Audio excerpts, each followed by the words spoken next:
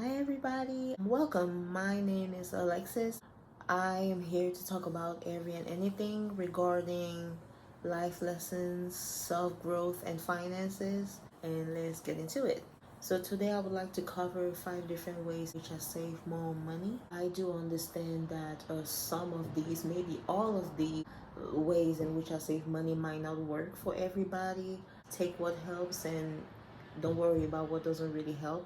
But these are the 5 different ways that I have personally. So tip number 1, stay at home more often if you can.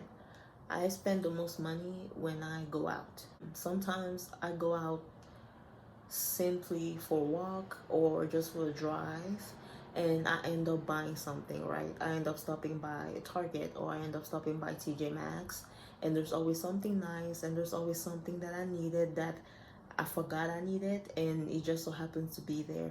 I can't stop thinking to myself, if I had stayed home, I wouldn't have spent.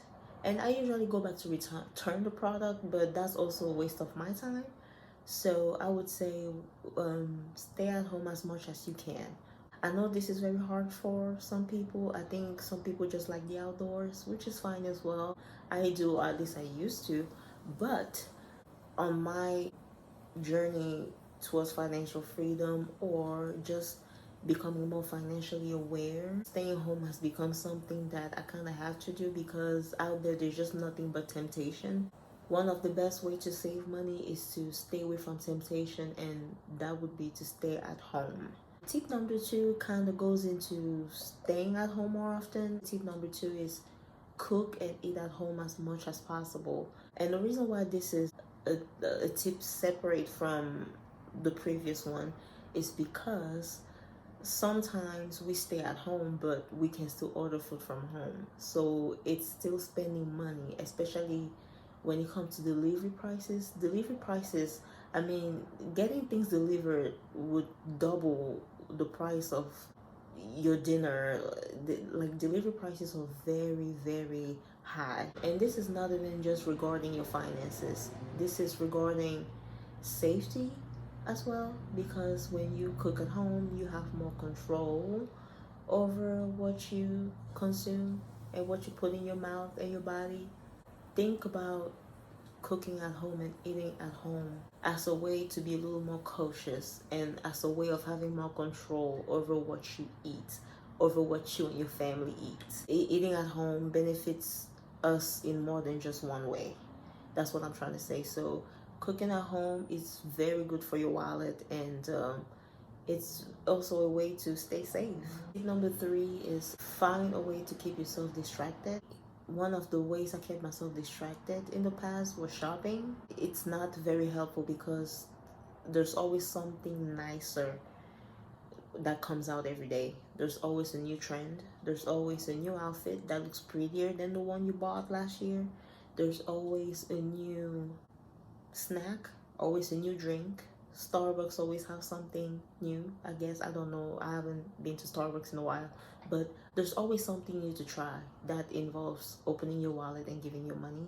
So I would say try to look into different hobbies that doesn't include spending money.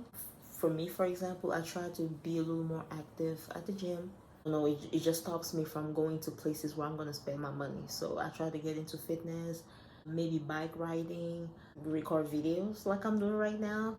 Try finding something, some kind of hobby to get your mind off of spending, and hobbies will be more enjoyable. I used to feel happy having that sense of fulfillment for just a few seconds, like when I would buy a bunch of clothes at the mall and then come home, try it on. It was nice, but then the next day, that sense of fulfillment wasn't what it was. The satisfaction that you get from things that involve spending money don't last for too long. Just something that I've noticed.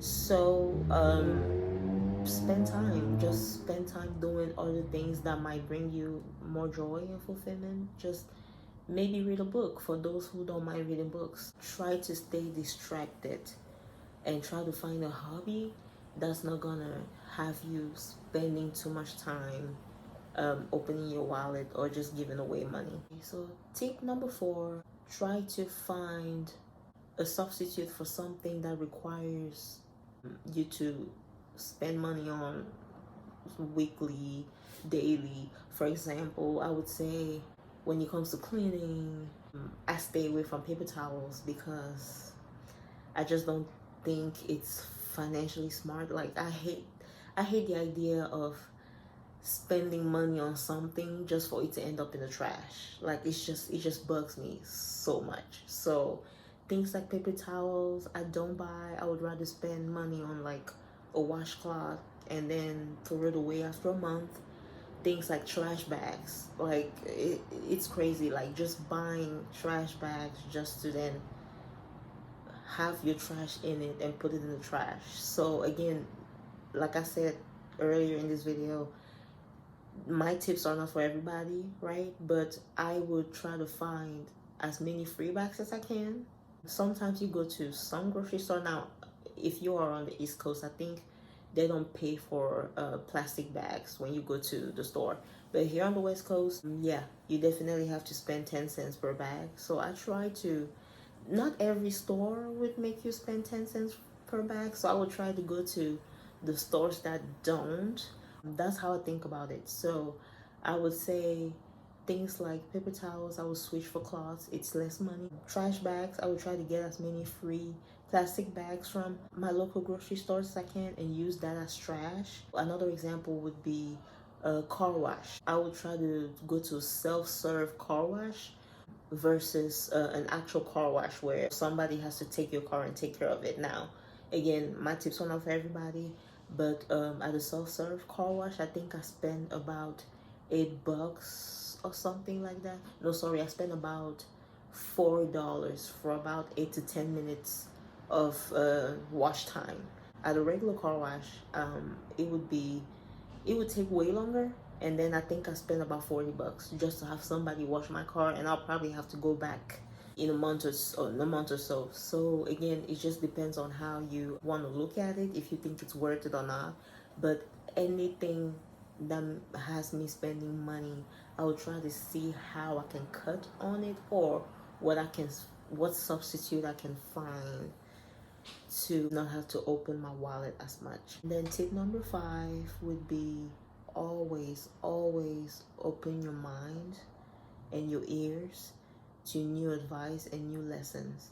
Learn from everything. Learn from the good, learn from the bad, especially regarding finances.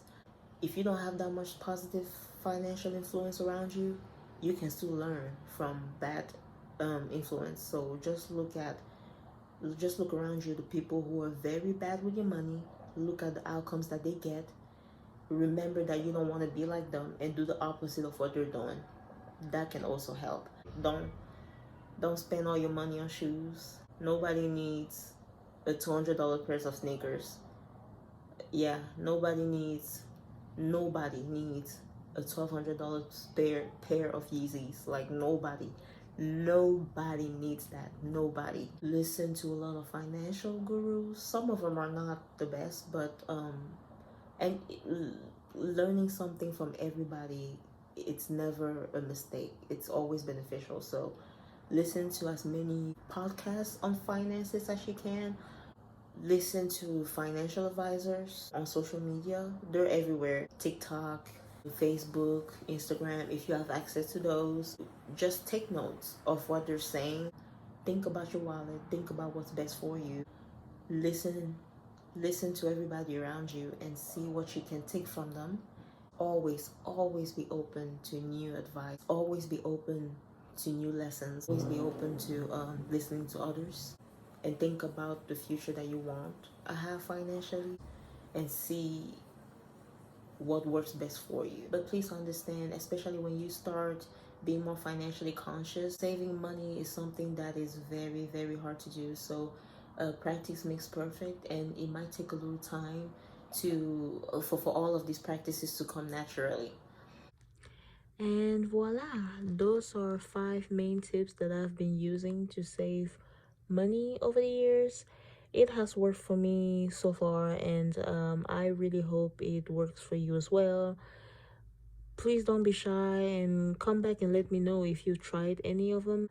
And while we're at it, please like, please comment, please share the video, bring your friends and family, neighbors, coworkers, and I am so appreciative of those of you who have made it to this part of the video, and those of you who will be back to chit chat with me.